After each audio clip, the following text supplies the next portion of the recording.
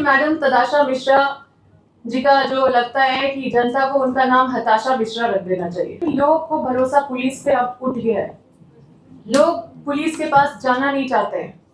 पहले तो 100 नंबर था ना पुलिस डायल करने के लिए, 100 था ना।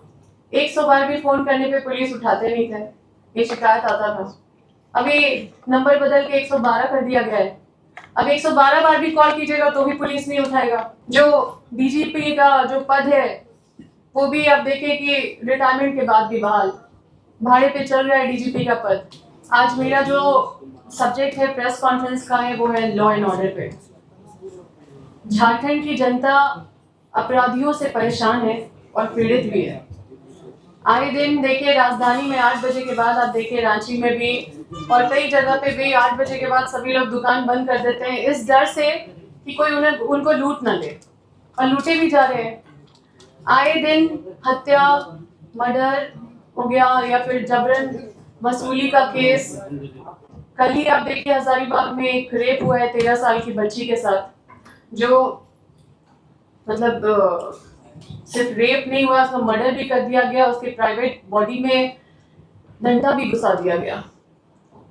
फिर कुछ दिन पहले बड़का गांव में जेवर दुकान में डकैती हुआ है, और ये हर जगह हो रहा है। मतलब ये एक एक घटना हम उदाहरण के रूप में दे रहे हैं, आप ही लोग चला रहे हैं। अभी पेट्रोल डकैती का मामला बहुत सारा आया, जिसके वजह से सारे लोग रात में राजधानी में कोई पेट्रोल पंप खोल के नहीं रखता है।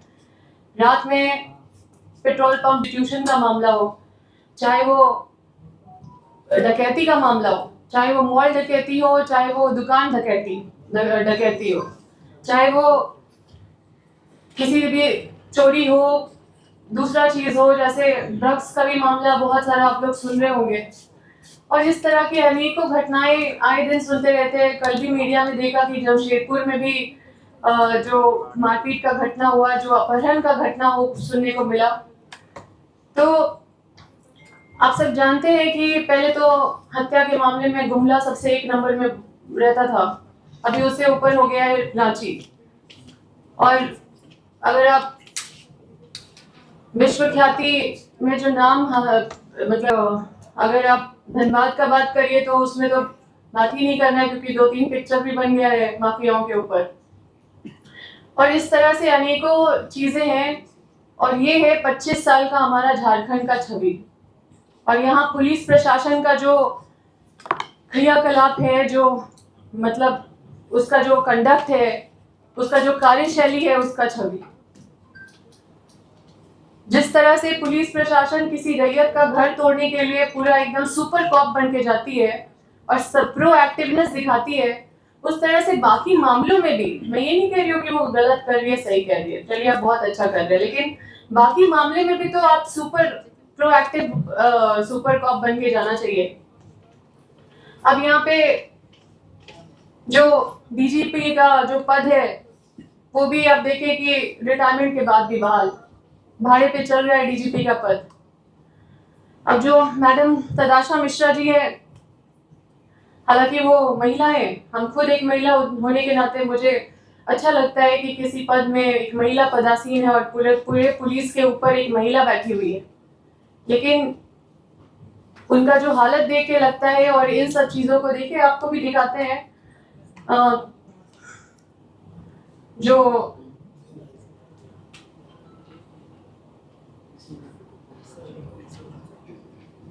लोगों का जो विश्वास है पुलिस प्रशासन के ऊपर, वो आपको देखना चाहिए। विष्णुगढ़ में अभी जो तनाव का माहौल है, लोग बोल रहे हैं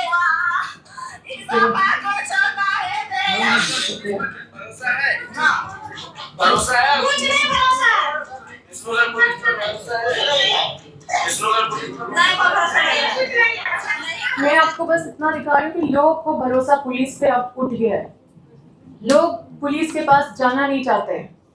पहले तो 100 नंबर था ना पुलिस डायल करने के लिए, 100 था ना। 100 बार भी फोन करने पे पुलिस उठाते नहीं थे, ये शिकायत आता था। अभी नंबर बदल के 112 कर दिया गया है। अब 112 बार भी कॉल कीजिएगा तो भी पुलिस नहीं उठाएगा। हमको लगता है कि इन लोगों को हम सलाह देना चाहते हैं कि आप लोग ऐसा कीजिए, आप लोग पुलिस का नंबर 12 रख दीजिए, क्योंकि आप लोग का तो 12 बज चुका है। तो जिसको अपना 12 बजाना है वो लोग 12 में कॉल करेंगे, क्योंकि कॉल करने से भी तो कोई फायदा होगा नहीं। बहुत सारे ऐसे घटनाएं हैं जिसका उद्भेदन नहीं हुआ है।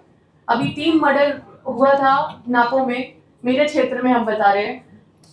मेन क्रिमिनल लोग को बचाने का कोशिश किया गया। आप जानते हैं कि पुलिस का बोर्ड लगा के अपराधी इतना बड़ा अपराध करके भाग भी जा रहे हैं, और फर्जी पासपोर्ट बना के ये लोग अजरबैजान चले जा रहे हैं, तो क्या बोलते हैं, फ्रांस चले जा रहे हैं, इंग्लैंड चले जा रहे हैं। वहां की पुलिस हम लोग को पकड़ के दे रहे हैं। तो ये हालत है। तो ये हालत देख के डीजीपी मैडम तदाशा मिश्रा जी का जो लगता है कि जनता को उनका नाम हताशा मिश्रा रख देना चाहिए, और ये पुलिस विभाग एनटीपीसी को दे देना चाहिए। क्योंकि पुलिस विभाग सरकार के पास रहे या ना रहे, चाहे वो एनटीपीसी के पास ही क्यों ना रहे, लेकिन हालत तो चेंज होने वाला नहीं है। अब आप सोचिए कि रक्षक ही भक्षक बन जाए।